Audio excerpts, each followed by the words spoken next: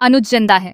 यह सच जब सामने आता है तो जैसे समय एक पल के लिए ठहर जाता है। अनुपमा की दुनिया, जिसे वह बड़ी मुश्किलों से संभालकर आगे बढ़ा रही थी, अचानक से हिल जाती है। वह अब तक यही मानकर चल रही थी कि अनुज उसकी जिंदगी का एक बंद हो चुका अध्याय है, लेकिन किस्मत ने उसके लिए कुछ और ही लिख रखा था। अनुपमा ने अपनी पूरी ताकत जया को पालने पोसने में लगा दी थी। उसने उसे सिर्फ एक जिम्मेदारी की तरह नहीं, बल्कि अपने दिल के टुकड़े की तरह अपनाया था। जया के हर आंसू में वह खुद रोती थी और उसकी हर मुस्कान में अपनी खुशी ढूंढती थी। उसे क्या पता था कि जिस बच्ची को वह अपनी बेटी मानकर बड़ा कर रही है, वह दरअसल अनुज की बेटी है, उस इंसान की जिसने कभी उसका दिल तोड़ा था। जब यह सच उसके सामने आता है तो उसकी सांसें जैसे रुक जाती हैं।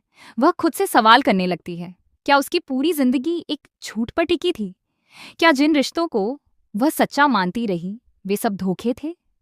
अनुज का यह सच सिर्फ एक राज नहीं, बल्कि अनुपमा के विश्वास को चूर चूर कर देने वाला तूफान बनकर आता है। उसे यह जानकर और भी गहरा झटका लगता है कि अनुज किसी और के साथ अपनी जिंदगी बसा रहा है। यह बात उसके दिल को अंदर तक तोड़ देती है।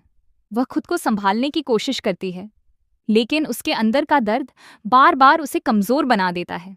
उसकी आंखों में आंसू हैं, लेकिन वह उन्हें छुपाने की कोशिश करती है, क्योंकि वह नहीं चाहती कि जया पर इसका कोई असर पड़े। दूसरी तरफ जया है, जो इन सब बातों से अनजान अपनी छोटी सी दुनिया में खुश है। वह अनुपमा को ही अपनी मां मानती है और उसके बिना एक पल भी नहीं रह सकती।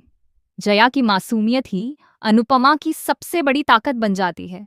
वह खुद से कहती है कि चाहे कुछ भी हो जाए, वह जया को कभी टूटने नहीं देगी। कहानी में मोड़ तब आता है जब जया के पापा का फोन अनुपमा के पास रह जाता है।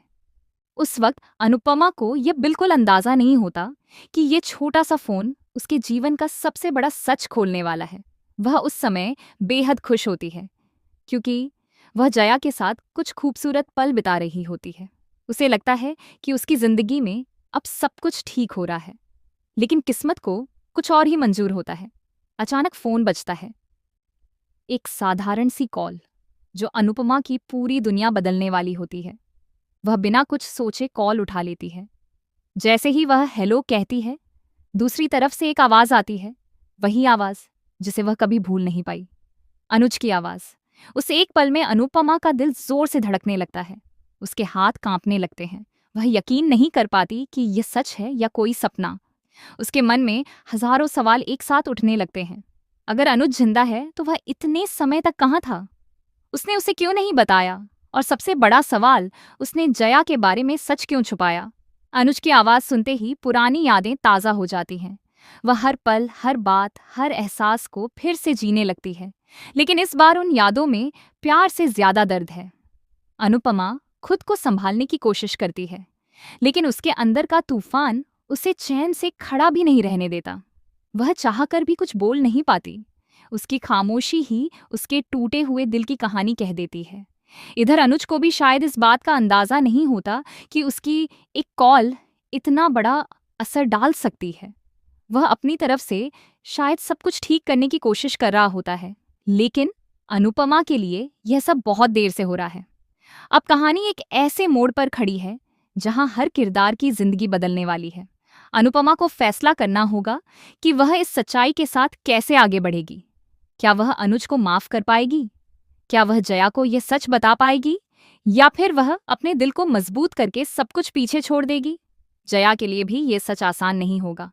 जिस इंसान को वह अपनी मां मानती है और जिस पिता के बारे में उसे कुछ भी पता नहीं, उनके बीच का ये सच उसकी दुनिया हिला सकता है।